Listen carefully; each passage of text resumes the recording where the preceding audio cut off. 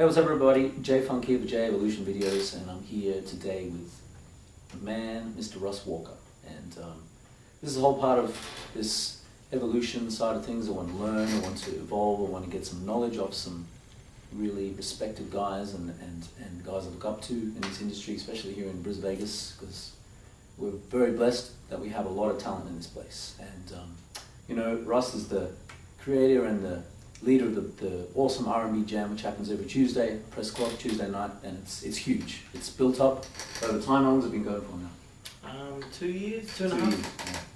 Well, you know, every week now there's a great crowd, and you know what I see on stage when Russ sings and Joe and Tommy as well is, you know, not only the great crowd, but I see the audience in the palm of their hands, and the way they sing, there's a real deep soul to it. It's engaging, and people are mesmerized by it. And probably the thing I'm most jealous of is that it's effortless. These guys can sing, and what they produce is a soulful sound, and it's deep, but to me it sounds effortless, and that's what makes it so good. So yeah, you know, what I'd love to explore maybe in our conversation today is just, you know, how you feel like when you sing. You know, I mean, you know, it sounds effortless to me, but you know, does it feel effortless for you? I mean, how do you sing? How do you feel when you actually sing? You know, I know that's a very broad question. Oh no, that's quite easy. I feel lost in the song. If I'm really feeling the song, oh man, I don't know what's going on until the end of the song. Like there'll be times like Tuesday's a real bad day for me, like and I mean, because I'm just recovering from the weekend of gigs. It's ridiculous hours over the weekend in some of my gigs, and then Monday and Tuesday is kind of my rest day where I don't talk as much, but now I'm doing stuff here at Akbar, and by Tuesdays I haven't really fully recovered from the weekend, but like I get there and I feel like I've got nothing to give, but then, you know, we'll start playing, and then like the music for me, I've been listening to music my whole life. Like my uncle was in a band, and a lot of my uncles and aunties they all play in bands, and they always have. My grandparents used to sing on the radio, so music's always been a way to connect for my family, and for me. Like so when I sing, like I think of my family, the people that I've known over the years, and how they've sung that song. If it's a song that's like older, I think, man, I remember when my auntie Paulina used to sing Mariah Carey, and like, man, she was mean. And as a kid, you know, I'd grow up like idolizing my aunties and uncles as they would sing and all of that, and I took it in. So like when I sing, I don't sing by myself, and for me, I sing with my whole family backing me up.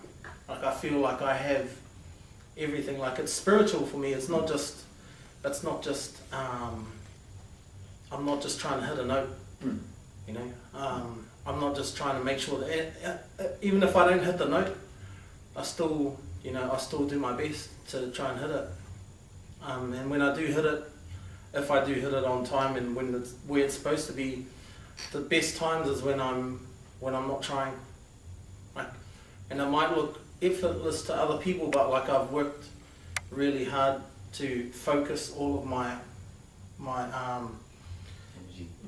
energy, all of my thoughts on my past. We come from a pretty ruthless background. My dad was a bit of an idiot, used to bash us a lot, and so, you know, all of the emotion, like all of my emotions are pretty much in every song that I sing, whether it be connecting to the lyrics personally or just the music. Like, you know, I just feel the music, and like, you know, the melodies are amazing. Like, you know, vocally, a lot of the songs that we sing or that I like to sing, have got amazing melodies. Like Pony is one of my favourite songs to sing. I can't connect to the lyric because it's stupid. I mean, it's ridiculous. Like, you're basically trying to have sex. And as a Christian, like, it's really hard to be able to sing that song with conviction and to make yourself believable as you sing it. So I kind of block off from the lyrics, and I just think about the music, the melody, how that music makes me feel. At the time that song came out, it was just the music for me, like, you know, it's like, oh, you know, I was like, I don't know, 10, 11, 12. Yeah, 96 I think. Yeah. Oh, well, I would have been 11. Yeah. Man, when that came out, I was just like, wow, this music, whatever this is amazing. Had no idea what they were talking about.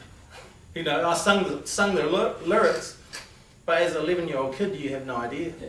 So you have to find different ways of connecting with it, and that's pretty much what I've done.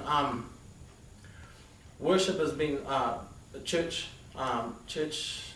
worship has been probably the biggest influence, other than my family, on how I sing. If you see me in a church setting compared to like the Brisbane RnB setting, it's very different, but it's the same.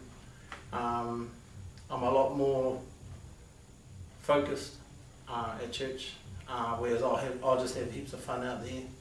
I still have fun. Like my favourite thing to do is just to grab a guitar and just sing worship songs to myself, or just put on some worship albums and just sing along to them. But yeah, I mean, so I connect spiritually before anything else, and that's why it seems effortless for me anyway. Yeah. So yeah, I think when you know, when I think about effortless, then you know, I speak predominantly about the actual delivery of the notes. You know, it's not at all saying that you're not trying, because, you know, of course. Well, that's what I mean. Like, so, like, I feel it's like if you're, you know, if you're walking down the street and then you suddenly get like you feel like you're getting a bit of weight lifted off you, so it's a bit easier to walk. That's how I feel like, you know, I feel like everything is coming together, so it's not as hard to push out.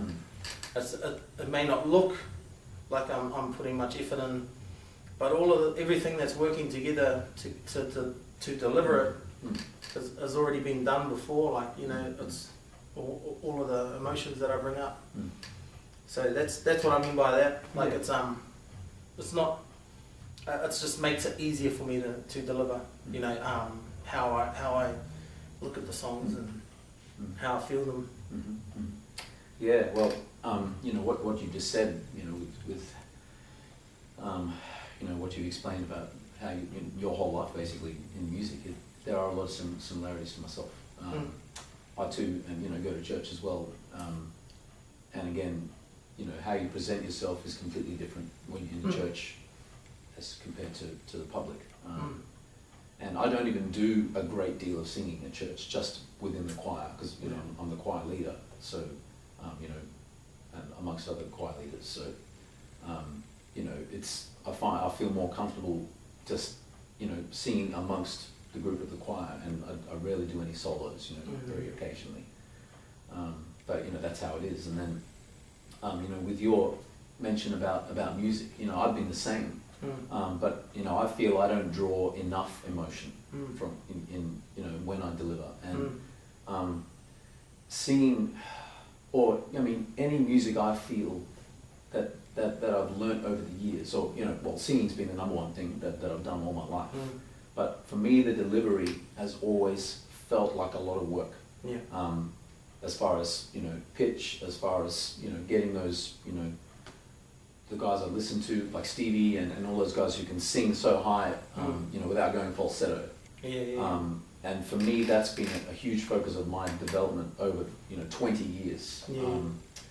And I guess that's why I've always been so lost in hitting every note technically right, you know, and that's where I've lost a lot of emotion, and you know, that's one of the things I'm trying to work on. You know, and that was one of the things that you mentioned when I sent those emails out to a few of the guys. And so, you know, as far as your, like, I mean, if, you know, just out of interest, your technique, I mean, you've never had any lessons, singing lessons, obviously. So, you know, everything that you think about when you sing, it's all completely emotional. It's like, well, if you it's 99%. It's 95% emotional. The other 5% is made up of breathing. Because the only thing that I've ever been told by a vocal coach is breathing. And like I always, we got taught as kids as well, you know, in kapaka in New Zealand, you got to take deep breaths and you sing from your diaphragm. I never knew what that meant. Yeah. I'm slowly learning how to use that, but it's something that I'm probably using to enhance what I do, rather than take away from what I do already. But yeah, that's probably it. Yeah, and like, you know, I think just a little bit of it. I mean, sorry. A lot of it is it comes from my church background again. Is to trying to make other people feel the connection that I feel. Yep. You know, as much as I feel a connection, I want people to feel that connection with me at the same time.